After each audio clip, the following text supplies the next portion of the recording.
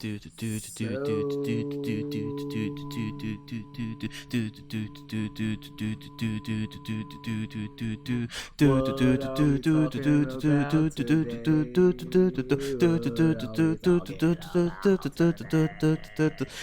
had jokes.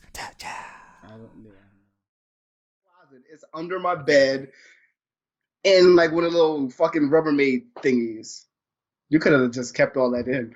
I could have. I just completely actually stopped in between because I thought you were talking about something else, but it is what it is. No, welcome back to episode. What fucking episode number is it? 210? 210. We up in. We're going up towards Dykeman right now, right? 210? Yeah. Right now in the city. We in the height. Yeah. Going towards Dykeman and then up that way. But yeah, episode 210. It's your boy Mr. Alex and Mr. Cooler on the other end. Here. He was just talking about the fact that he should have been wearing the Miz shirt and he didn't. But so I have he's wearing his wavy shirt. I'm wearing my Switchblade shirt. I do need to get another Miz shirt. I've been meaning to get one for a while. You just failed by not putting yours on. That's a big difference because you've been a fan of him way longer than I have. So not really a supporter. It's difference. Bullshit, motherfucker. When me, you, and Elvis went to fucking Long Island, same shirt. You had exactly the Miz. You had that shirt. I had The Rock, and he had, what did he have? HBK or Stone Cold? RKO. He had RKO. Of course, he'd be on Randy's balls like this.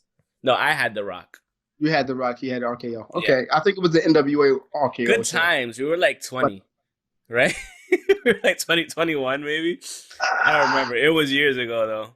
It feels like a decade ago, which might be. Haven't been to a WWE show since. No. Well, no, you don't count WrestleMania, yeah, obviously, but we could have been at fucking NXT too. That was the first 3-hour show.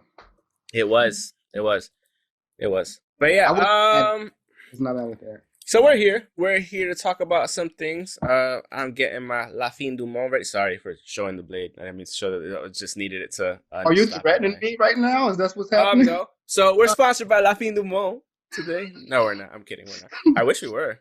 We could be. I fucking love this beer, man. If you ever want a nice, smooth Belgian beer that'll fuck you up at 9% alcohol volume, and you won't even see it coming. Fin Du Monde. Anyways, I remember laughing and giggling off of that on one of the earlier episodes, one of the first 100 episodes, maybe. Max, remember because I had the big bottle. My boy got me the big ass bottle, the one. Yes, and it had us fucked up. But either way, sorry. Okay, New York. We're here to talk about what happened this weekend in terms of the WBC Junior Lightweight Championship bout between Oscar Valdez and Miguel Berchelt. After that, we're going to talk about UFC Fight Night, Blaydes versus Lewis. A pretty good card overall. I enjoyed myself watching it. Yeah, it was amazing. After that, we're going to get into some AEW news, courtesy of Mr. Me. Cooler. And then we'll finish up with AEW's Elimination Chamber. WWE's Elimination Chamber.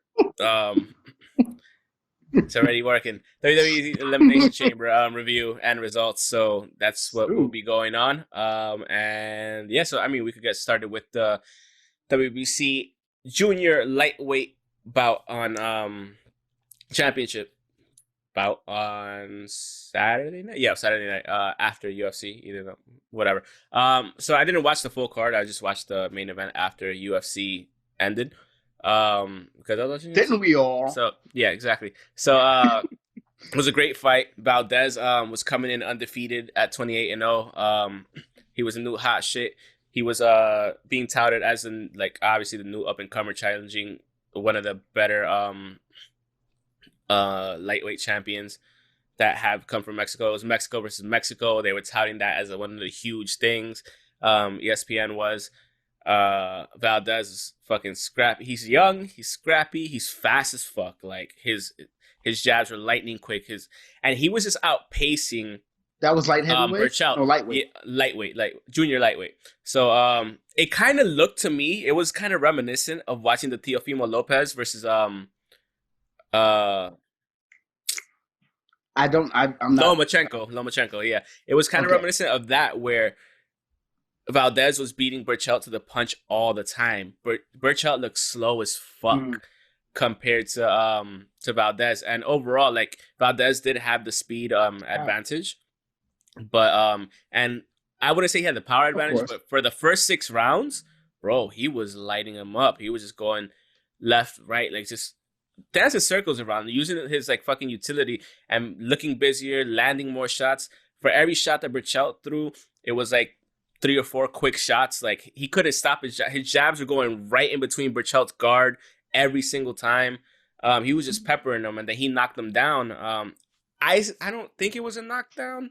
I think it was in the 4th round or the 5th round, but he looked like he was slipping. I mean, he rocked the shit out of him earlier in the round, and he tried to finish him off, but for the most part, in that down in that round, it looked like it was more of a push than a down. It is what it is. He only got held up by the ropes. Las Vegas rules state, hey, if you get held up by the ropes on your way down, it's technically a knockdown, blah, blah, blah, this and that. But from there, like, he just had the better night. And then once you got to that fucking 10th round, man, he was just started laying it on him. He started fucking dodging, weaving, and then just that finishing sequence of him just dodging, and just that, the way he had that overhand left, like, it was like an overhand left hook, because he really couldn't see it coming. Yeah. After he threw that last punch, Berchelt, like, out of nowhere, he just got rocked. Like, and there was no way, when you see the replay, it's like there's no way he would have seen that punch coming, the way he was dodging and everything. And it was a scary moment when the way he just dropped like a sack of russets. Yeah, like, dropped super hard. Luckily, he didn't drop like fully on his face. Like he dropped he dropped systematically, like first to his knee and then on his glove and whatever and this and that. But he was out, out, and I was just like, oh, it was scary because it was like it was such a he wasn't moving. Yeah, such a clean knockout, and then the after effect was just he was cold out. Yeah, he was like a board. When they turned him over, he was like a stiff board, just like.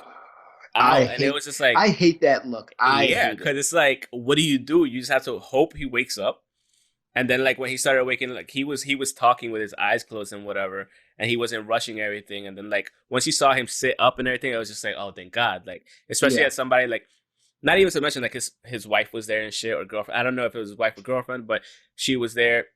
And like as a fan, when you see that, so like if you're going through that as a fan, like, oh shit, like I hope he's not really fucking hurt. Mm-hmm. You could imagine what the coaches or the family that was there present for him. So the one thing about Berchelt was that, and everybody said it, like, yes, he would fuck people up, yes, he was a great champion and this and that, but he took too many hard hits on his way to and you just see him getting rocked left and right. I forgot what the and then his neck kind of snapped back a little bit too, like, so it's all of that. Total landed for Valdez was 149, right? Okay. I think that was power punches landed by Valdez to Berchelt, which were mostly all to the face. 103 shots, bro. That's 103 power shots to the fucking face, over and over and over again. The jabs coming through, you're getting peppered with the jabs. You go over, he counters with the left. It was very, very difficult. You look like you froze. I'm going to keep going because I think you did freeze. Either way, it was pretty difficult for Berchelt overall. Let me pause this. And we're back. Technical difficulties once again on his end, not on my end. On my end. Who the fuck knows? Well, yeah. So what? Audio? We don't know. Is your audio good? This yeah, week? Go fuck yourself, bitch. It is. All right. I made sure this time, and it is. Okay. I'm just asking the question. No, I know. Just getting back to the just finishing up with the Valdez championship when he put on a show. It reminded me of Teofimo Lopez. Funny enough, Teofimo Lopez was actually at the event too. So he was there watching. So Teofimo Lopez being the undisputed lightweight champion. So he's probably interested in that because makes sense to be interested. Well, no, maybe he's gonna have. Yeah. I think he's a lightweight champion if I remember correctly. Yeah, he should be. So but yeah, it was a great fight, great 10 rounds. And the craziest shit was he knocked him out at 2 59 of the round. The round was practically over, and he dropped him at the end, right at the end. So either that's way, how it happens. You have to go hard for the whole round, like all 3 minutes. If it's you have all 5 minutes, if you're of that ranking. So either way, like you can't let up. You have to always keep going. Like we see it a lot. And the funny thing is, like, to me, the funny thing is, like, he won with a counter punch against the counter puncher. So, like, it was perfectly done, perfectly. And, congratulations to Oscar Valdez for a great fight he put on. A lot of people didn't give him, not that they didn't give him too much of a chance, but they were just like, oh, Berchelt is a beast, blah, blah, blah, this and that. And same thing that happened with Lomachenko. Lomachenko should beat Teofimo Lopez, all that stuff. So, like, you never know. You never know, man. Whoever bet on fucking Valdez that night, they got some monies. So, yeah. Jealous. Yep. So, moving on to UFC Fight Night, that same night, earlier that night, actually. We're going to run through the card. So, wait, you're not going to talk about the Adrian Bronner fight? I don't give a fuck about him. Anyways. Better things. UFC Fight Night, Blaydes versus Derek Lewis. Great card overall. I had fun watching it. A lot of action. So we started with Andrei Arlovski versus Tom Aspinall. Tom Aspinall got the win over Andrei Arlovski with a TKO. Was it a TKO? Submission. Sorry, rear naked choke. After that, we had Phil Haas defeating Nasruddin. There you go. Nasruddin Imabob. On a three round decision. Ooh. Great fight. We'll get back to it. After that, we had Alexei Olynyk losing to Chris Dawkins by 4-minute 55 TKO. After that, we had Derek Minor versus Charles Rosa in a decision win. Derek Minor won. Excuse me. Sorry. Then we had Yana Kunitskaya. There you go. I was worried I wouldn't say that right, even though I saw it so many times. You had Yana Kunitskaya defeating Ketlin Vieira via decision, via 3-round decision. And then after that, performance of the night, heavyweight main event. We had Derek Lewis knocking the fuck out of Curtis Blaydes at the end of the night. Great fight, and Derek Lewis did his thing. Unfortunately for Curtis Blaydes, he couldn't hop that hurdle again. So we could go down to I think you wanted to talk about the Phil Haas thing. I want to just talk real quick about Tom Aspinall. Like he grew up watching Andrei Arlovski. Like that was his first MMA event in the UK when he was 14. He got to fight like his, you get to fight your heroes, like your heroes become your rivals eventually. So this is what happened. The dude, for a fucking heavyweight, that dude moves like a middleweight. There was like this fucking 20 punch combo that he did on Andrei Arlovski in the first round that I swore he would have taken him down. Arlovski's a beast, fucking Arlovski. But like, yo, Tom Aspinall, like he's putting people on notice. He's really good. He was the favorite anyway. Don't get me wrong, but like, he's really good. He impressed me. I was watching it. I was like, yo, this guy's nice. And he got a performance of the night for that. That rear naked choke was simple. It was quick. Arlovski wasn't expecting it.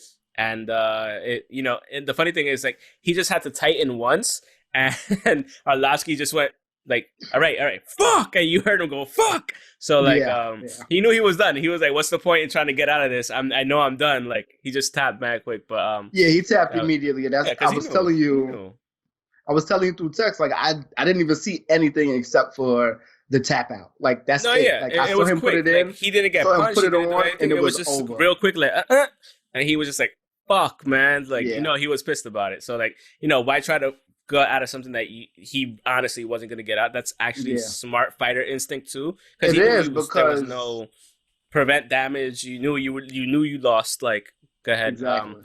But you don't want to go to sleep. You don't want to get choked out. Exactly. Honestly, like what's the point if you know you lost? It's like, all right, motherfucker. Like it's more detrimental if you actually do get put to sleep. So you look like you want to say something about the Phil Haas and Imabob fight. Yeah. It was so like you were saying about the boxing match, right? Yeah. Like what we were saying, like you have to go to the bell. Hard. Yes, and like Haas almost did not make it. Yeah, Imabob. I think Imabob, if he had 30 more seconds, maybe a minute, he would have pulled out the win. Because Phil Haas was controlling the match for the first 2 rounds with the wrestling, with putting him up against the cage, making him, just getting in his face. And Phil Haas is also known for, knocking people out. For like he has the power. He can wrestle, but he can strike. But it just came to, he had a different game plan overall. And then at the last round, like Imabob just started peppering him. Just started getting hits here and there. And he rocked the because shit they was telling him like, you need to knock him out. You got to go for the win. Like that's the only way you're gonna win, if you knock this motherfucker out. If he was able to get up like maybe a minute before, he would have knocked him the fuck out, because Phil Haas was about to be done. Maybe 10 more seconds. If he would have eaten one more and he had 10 seconds left, that was it. If he would have gotten caught, he was, like you said, he was peppering him. It was to a point where in the last maybe 40, 50 seconds, like he was out of it. He was aware, but he was just the whole fight. The whole dynamic of the fight had changed immediately. Yeah, in that last minute, completely. But yeah, it was really good. Unfortunately for Imabob, he didn't have enough time to actually complete the comeback. It would have been nice if it would have been cool. Like, I don't want Phil Haas to lose necessarily, but like to have seen that comeback, if it would have happened, just kind of like when Derek Lewis did it to Volkov years ago when we were watching at Naldo's house, when everybody was like, oh shit, like that would have been dope.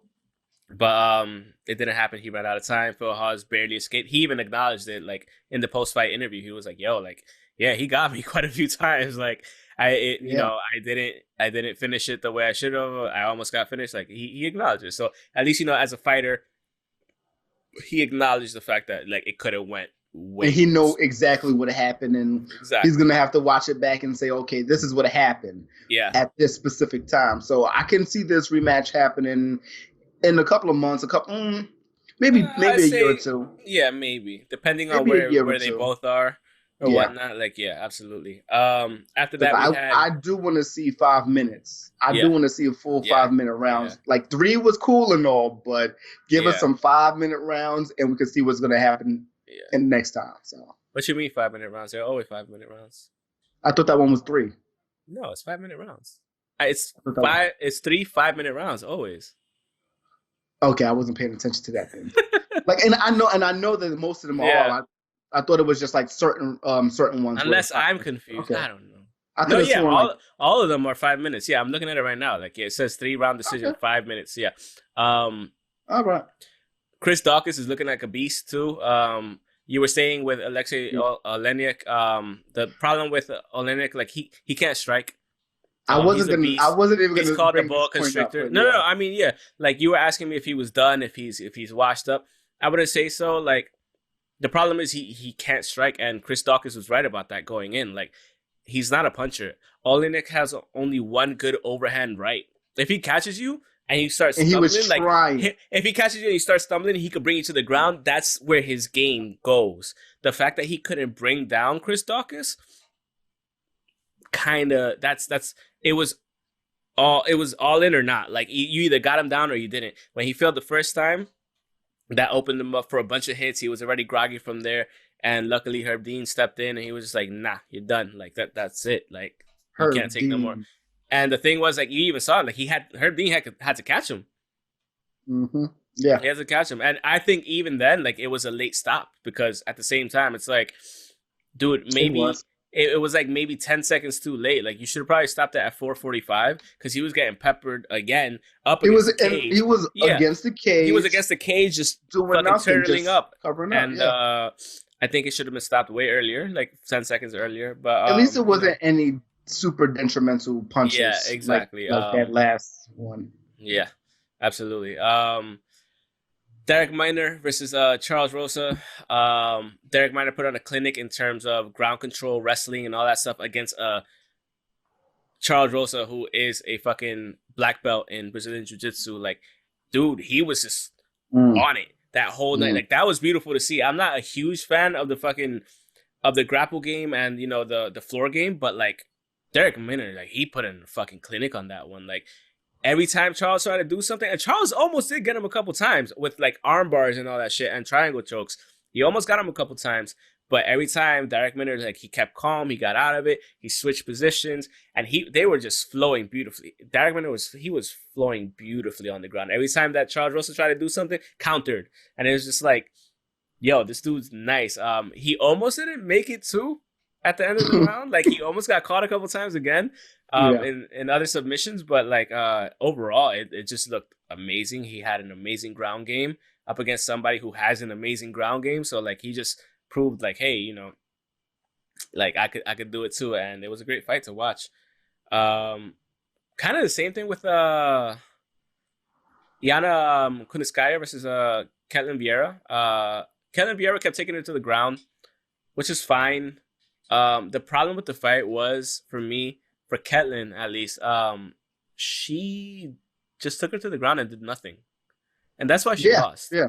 She took it to the ground, did nothing, was barely trying attempts. Every time Yana was able to, like, at least counter, or, like, even if she was on the defense, she was punching the shit. She just looked busier on the ground. Even if she was in defensive mode, if she was on the bottom, she just looked busier. She was punching, she was moving, and, like, Ketlin really wasn't doing anything. If you look at the actual fight stats, like, fucking total strikes for Yana, it's 215 total strikes.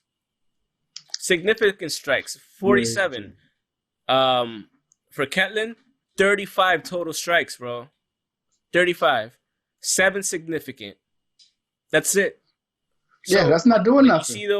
When you see those numbers, you understand why Yana actually won, even though she got taken down 3 times, even though she was on bottom position most of the times. She did have the second round where she took it to Ketlin, and I think that's where she won the fight, honestly, when she took it to Ketlin and actually controlled the ground game over Ketlin that whole entire round, which showed, you know, hey, I can do this shit too. And she was punching her, she was doing all that. And at the end of the fight, I think the other thing was Yana had that last 10 second stretch where she punched the shit out of her, elbowed her a couple times and made her bleed. And that also probably won her the fight too. Because, again, Ketlin was doing nothing. It was just like another, like, the busyness. Yeah. The busyness. The busier fighter is not always gonna come out on top, but you're gonna notice, like, okay, even though this person got taken down, they were moving, they were hitting, they were blocking, they were doing all this and that. Like, you know, whenever she was able to change positions, she defended well, because a lot of people don't realize defending well against transitions also wins you points. It might not win you as much points as you think it does, but it will win you points overall. So Yana did a great job getting that win from if you could say, inferior position, being taken down all the time, but at the same time, her keeping busy, her that second round where she took over and beat Ketlin at her own game, actually really helped her with that, and it was a good fight. And then after that, like, what can we say about Curtis Blaydes versus Derek Lewis? Derek Lewis could not find his footing. Like, if you notice, he just kept slipping. If you watch the fight, he just looked off overall during the fight. Like, and you could even tell during his post-fight interview, like, he was just like, yo, yeah, I wasn't in a good set, like, I wasn't good during the fight, blah, blah, blah, this and that. Like, there was just something off about him, but he still got the win. Like, so it's like, that's how devastating this guy's power is. Like, Curtis Blaydes is a fucking beast. We know this. We know he could punch. He has the most takedowns in UFC heavyweight history. Like, 20 past, like, fucking Miocic and all these people, like, some of the most prolific takedown artists. The guy's a beast. The guy's a savage. But Derek Lewis was just waiting for those takedowns. Honestly, he was waiting for those takedown attempts. And you could tell every time he would, like, feint to take down, like, he would get his arm ready for a fucking uppercut, or he would, like, put his knee up. And that's what he said at the end of the thing. He was like, I was ready to knee him if he came in, knee him right in the face, or I was ready to uppercut him, whichever came first. Uppercut came first. It was the uppercut that came. And that was it. It was pretty. And, you know, right when he got hit, again, and just fell forward. And again, when they turned him over, like a fucking straight board. And it sucks to see. Happily, he was up faster than Berchelt actually was. Like, overall, he was, but he was, like, still, like, groggy. He was like, what the fuck happened? Like, because he got 2 extra punches for no reason. That's also true. But that, for me also, this is the other thing. I'll say one extra. I'll say one extra. Yes, Herb Dean should have been there a lot faster again. But the other thing is, as a You proving fighter, my point. You should know when somebody gets knocked out. You could tell when somebody's knocked out. When you're in kitten pose or like that, you shouldn't really be punching. I understand fight through the bell or fight until somebody tells you to stop. I get it. But I've seen plenty I've seen plenty of UFC fighters knock somebody out and they go and they see and they're like, okay, he's done. I'm not going to go hit him again.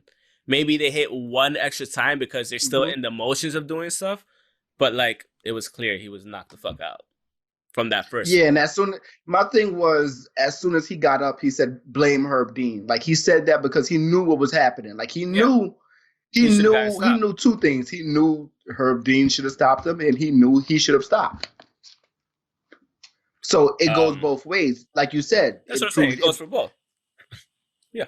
But at the same time, like I've been talking about Herb Dean for a while, and seems like he's slipping on certain things. Yeah, it seems like he's slipping on certain aspects and this and that. So it's just it's a little worrying that that we're seeing more faults with him, kind of.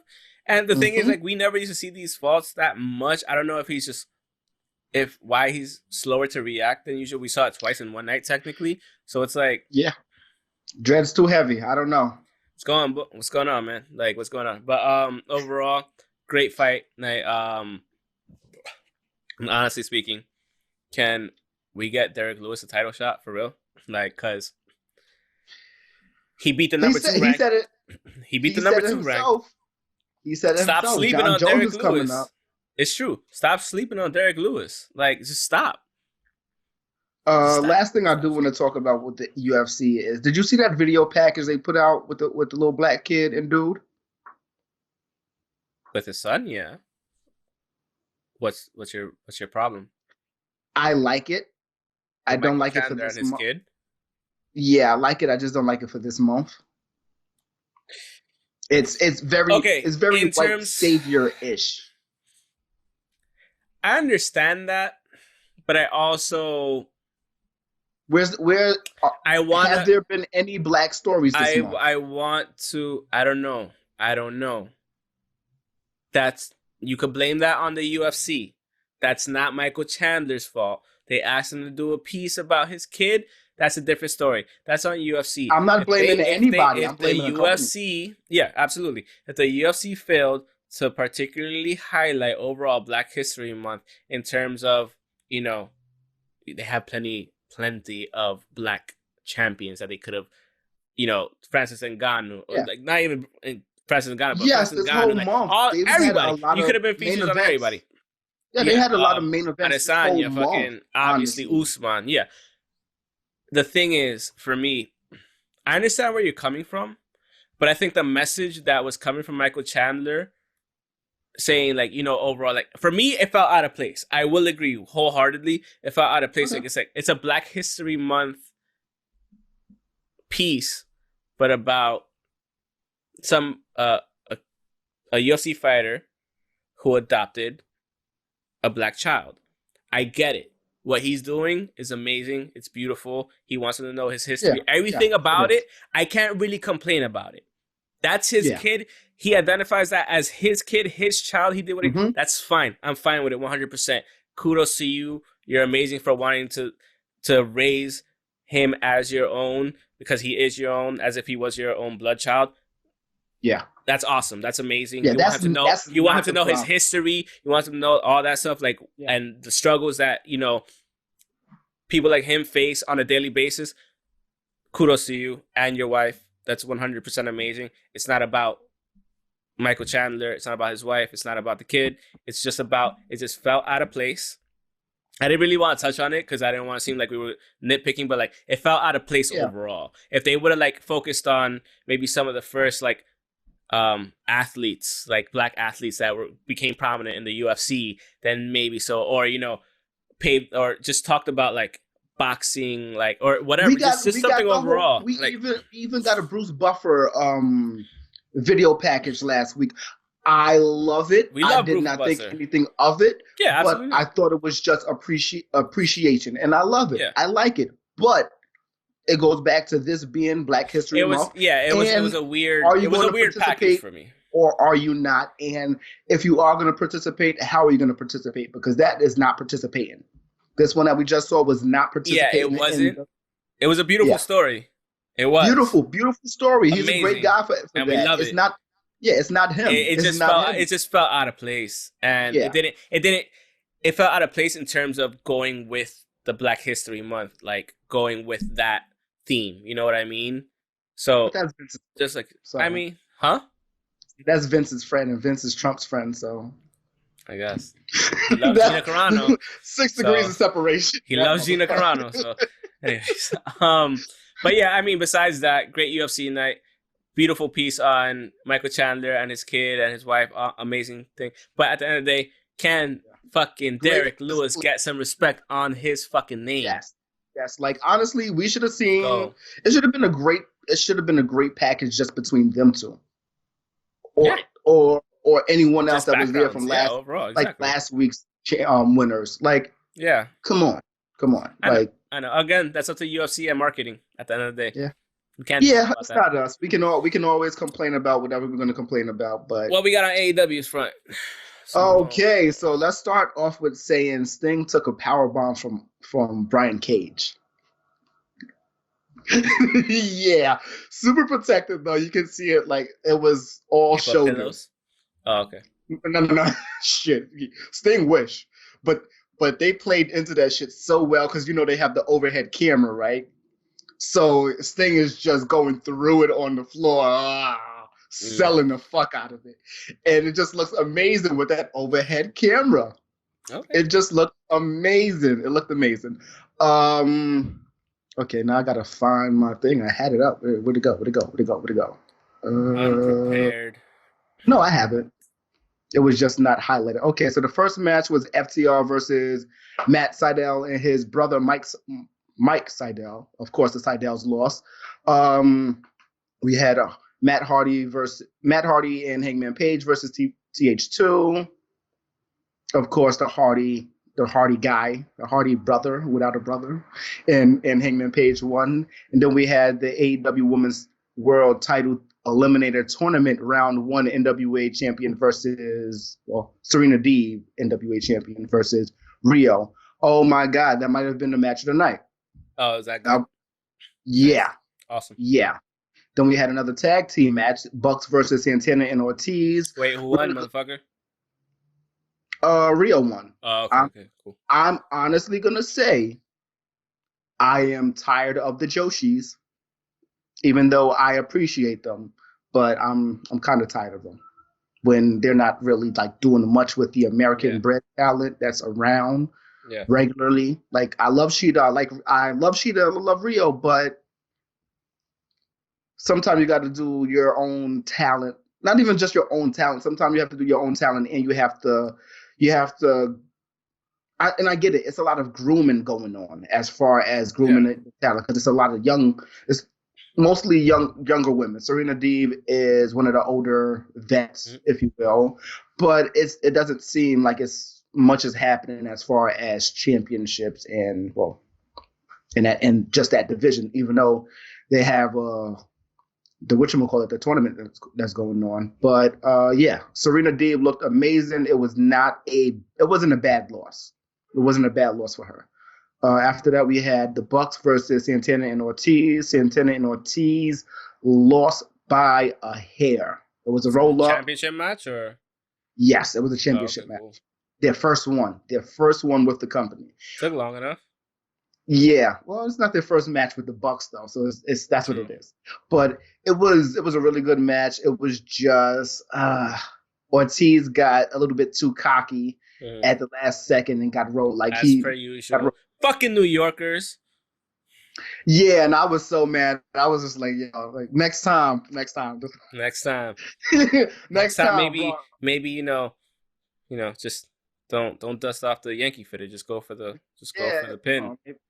Yeah, leave the Queens fitted alone. Just go for the Bronx fitted. Just go for the. Not that they're wearing it. I mean, nobody cares about the Queens fitted. It's fine. Nobody. After that, after that was the whole Sting situation with Team Taz. Sting came out dolo in the middle of the ring with everybody from Team Taz, and that's how he got that power bomb. You know what though? You gotta respect it. If you came out dolo like a fucking boss, you gotta respect it. I mean, you get power bombed, you eating it, but hey, you come out. With his dad. I mean, either way, you come out to face an ass whooping overall by yourself. You know you're gonna get overpowered eventually. You gotta take one or two out before you get taken out. Brian Cage, like shit. Like, you can hit him in the face with the fucking bat. He'll be like, it's a regular slap. It's a slap. That's all that would be. But yeah, that's what happened. We got the power bomb after that. Yeah, and that was like the call out before the actual match that is going to be a tag match. I think it's going to be like kind of like a hardcore match. Sting and Darby versus Brian Cage and Ricky Starks. Good match. I like it, but it's just the build up. I hate the build up does not interest me at all. It's like you have face paint, I have face paint. Let's team up. That's not literally what it feels like. Like that's what it feels like. That is what it felt like at the beginning. Now it's just like, oh yeah, we're gonna be here and we're gonna talk. Oh, we're gonna be here and then we're gonna talk and then we're gonna talk again and then we're gonna talk again. And now I'm gonna come by. How about you both go by and like just fuck them up in the back like a WWE segment? I'm sorry, sometimes you just need things like that. Obviously, but you should have had it going back and forth the whole time. Like all this talking shit. Get out of here. Fuck out of here. It's boring, and then I get it. It's Taz, but it's annoying. It is really annoying. After that, we had Moxley, Archer, and Rey Fenix going against Eddie Kingston and the Butcher and the Blade as the family. Really good match. I really liked it. Man. I don't even know what to say about it. It's exactly what you would think it would be. It was all over the place at times because it's 3-on-3, and then even when it did have structure with them hanging out on the corners, it was still kind of crazy. Why are Moxley and Archer friends? They have a common enemy that is Eddie Kingston. Eddie Kingston asked for this match. Okay, fair enough. Eddie Kingston asked for this match, basically saying he still has beef with both of them, and Archer, he still has beef with Moxley. As for Lance Archer, that whole situation, he's talking about, oh yeah, you've been messing with me since Double or Nothing, so yeah. And then Rey Fenix, his whole beef with him is like, okay, yeah, I didn't want you in the group anyway. I wanted your brother, not you. and then you had to go and make trouble for me, and both y'all left. So fuck you. So, like that's pretty much what it is. Yeah, so it's nothing crazy. I'm trying to figure out. I think I'll go to my screenshots. Where's my screenshots? So man, we're running out of time. Hurry up. One of the last things. Okay, so the AEW World Women's Championship Eliminator Tournament whole thing. Yeah, that's still on YouTube, like I said it would be. Even though they have the one match on. Yeah. Okay. The majority of the matches are going to be. Yeah, I think the YouTube. Japanese matches, because those are more so pre-recorded. I think those are just all going to be on YouTube, which makes sense.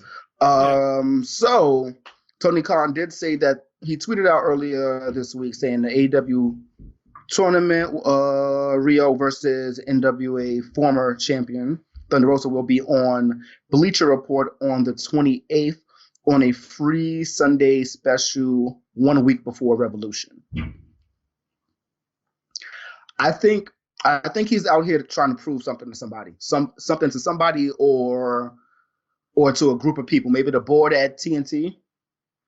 Yeah, I think he's out here trying to prove something. I think he's trying to prove something to the board at TNT because everyone's complaining about like him not have like women not having certain amount of matches or time. Agreed. Yeah, like, sorry. I get it. I do get it. So fuck it. Put it on Bleacher Report. I get it because it's like, okay, don't put all your eggs in one basket. I get it. You have to utilize Bleacher Report.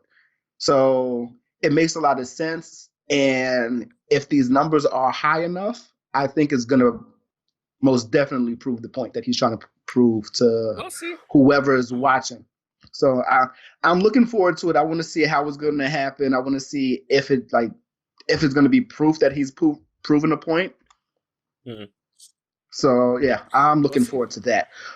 But yeah, I don't know if I even care about the women's tournament anymore, being that Anna Jay she's injured due to a dislocated shoulder from training. So yes, so I think this is the third woman to be out from injury. Oh, are you serious? That was going to be part of the thing? No, remember Chris Statlander. I'm talking about in general from AEW. Everyone's getting injured. Like once they start to get kind of a push, women's division is getting fucked up. Yeah, out of nowhere. Yeah. She's going to be out 6 months to a year. Damn, that must have been a severe dislocation then. She must have torn some ligaments on that one. Yeah, had to, because and this from training. Like it's not from a match; it's from training. But shit can happen all the time. That's a problem. Yeah, a muscle is a muscle. You stretching it, should be stretching it. Yeah. So Revolution is what the week after. March 7th. We'll talk about that later. We'll talk about it on the Mondays on next week's episode. Yeah, of course. There's nothing really else to talk about for Revolution. Teddy Hart is in the news again. I think he needs that real WWE sponsored rehabilitation treatment. Like I think he needs that more so now than any time before. Why would WWE sponsor? Because he was signed to WWE and at one point, and that's what they do. I'm just playing the WWE angle. Like, why should we pay for your shit? They didn't want to pay for the CTE stuff, the lawsuit. So that's completely different, though. What is that? That's different. That's a lawsuit of proof from certain things from before they put the policy in play, which they should. And I get it. The argument is not whether they should or shouldn't, is why should they. Natalya, Tyson Kidd, they still want Davey Boy Smith to come back. So without making Teddy Hart look like the black sheep of the family, which we kind of know that he is, I know, you should still respect that family. They should, absolutely. So there's that. What else? Oh, so Hiromu was injured again. No, how? I don't know how, but it's a left pectoral. Well, not a left pectoral. It's his left pectoral. And same thing, 6 months to a year. Oh, wow. Yeah. I feel that way too. Maybe he Triple H's it and comes back sooner. I hope so. Not honestly, Triple H. Stone Cold, Edge. John Cena. Definitely not Edge. Yeah. John Cena. Triple H was his bicep. But his quad too. Yeah, he just had everything. Triple H comes back quick though. Steroids. He does. Anyways, are we done? Can I move? Are we going to talk about Bow Wow wanting to be? Secondly, all right, we're finishing up with WWE Elimination Chamber. So we're gonna run through the card real quick. We had John Morrison defeating Mustafa Ali, Ricochet, and Elias to qualify for the United States Championship triple threat match. After that, we had Daniel Bryan to start the actual pay-per-view. We had Daniel Bryan winning the Elimination Chamber match to earn a Universal title opportunity against Roman Reigns right after. Roman Reigns came out. He went, and then Daniel Bryan was, and then he got choked out. That's exactly what he did. He got choked out with a guillotine. And that was it. So Roman retained against Daniel Bryan. After that, we had Matt Riddle defeating Bobby Lashley and John Morrison to become the new United States champion. So congratulations to you, good weed, sir. After that, we had WWE Women's Tag Team Championship match. Nia Jax and Shayna Baszler defeating Sasha Banks and Bianca Belair. I don't know how that partnership even started happening. How did that actually happen? You're black, I'm black, you're a champion, I won something this year too. Let's do that. Cool. Okay, fair enough. After that, we had the WWE Championship Elimination Chamber match where Drew McIntyre won the match, retained his title. And then Bobby Lashley came out and fucked up Drew McIntyre. And then The Miz said he came to play, and he came to play and he defeated motherfucking Drew Brees, my God, Drew McIntyre to become 2-time WWE champion. Fucking The Miz. It's funny because I was streaming and my battery's fucking running out. I forgot to charge it. We literally have like about 3 minutes. So I'm gonna go real quick in these 3 minutes. So happy that The Miz fucking won. I was doing my stream. I see The Miz come out with the cash. I was like, yes, motherfucker. I got really hyped. And he won. Well deserved. Just The Miz. He's been the most consistent person there for a long time. Never gotten hurt. Great wrestler. Great. Never hurt anyone. Fucking deserves it. Well overdue. We've been saying this for fucking years since we started this podcast. Well overdue. Like he needed to be champ. Yeah. Now he's on Sports Nation saying the same shit. I told y'all this was gonna happen. Y'all ain't listen. Here we are. I'm the WWE champion again. And you know what? It is what it is. It was a great chamber. I gave that chamber an 8 because he won. Just because of that. Just because he won. Because funny? He deserved it. I was saying the same thing because the chamber match, the chamber pay-per-view was not that good. It wasn't great. It was good for a short pay-per-view, but it wasn't that great overall. Yeah. Without that match, without The Miz winning, without that being a forced upon match, and I know that match was only 30 seconds. Mm-hmm. Without that, the last 3 matches were so it was boring. It was boring. It was dry. I literally am only giving the shit an 8 because of The Miz winning. That's literally it. Anything else is a 6.5 at best, and that's it. That's a 2.5. That's a 2.5 grade. Yeah, and that's just on The Miz 2.5. Yeah. So 1.5 technically. It's 6.5 plus 1.5 is 8. Whatever. Maths. Quick maths. No one cared about the US Championship match. Sorry. Nobody cared about the women's No, they were all pretty bad overall. Like they were dry. The whole thing was kind of dry anyway, so it was what it was. I like the beginning. I really like the beginning. I don't care about the kickoff show, but I like the beginning. I was happy overall. Sorry to cut you off. I was just happy really overall. Those watching. I was just watching all week leading up to the old Elimination Chamber matches. Those are great. These, not so much. But hey, whatever.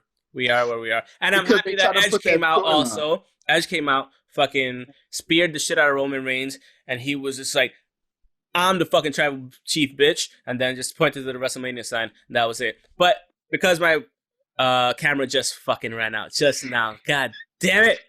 Fade to black. Damn. But yeah.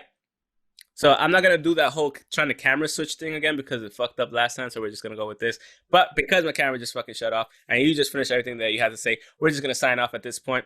Thank you so much for watching. You can follow us on Twitter at Pokes and Chokes. No, stop it. Stop it. We can talk about it next week. Okay.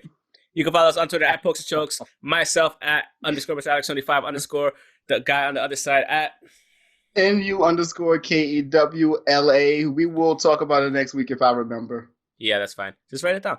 Facebook.com/Pokes and Chokes. On Instagram at Pokes Chokes Podcast. I don't think you can listen to us on Spotify, Google Podcasts, Apple Podcasts, Transistor FM, and Stitcher, and Redbubble, Threadless, and Teespring for merch. So click on the link below for our link tree that takes you to the all-inclusive iPokes and Head every last domain. Link, yeah. You just go to every link there. It's right there. Thanks for joining us. We'll be talking about Revolution. Previewing Revolution next week. And so that being said, catch you guys next week. You can't see me. That's fine. And peace out. Can't see you. I know. Little bitch. Little bitch. How? Hey. Mean. Huh? Bitch.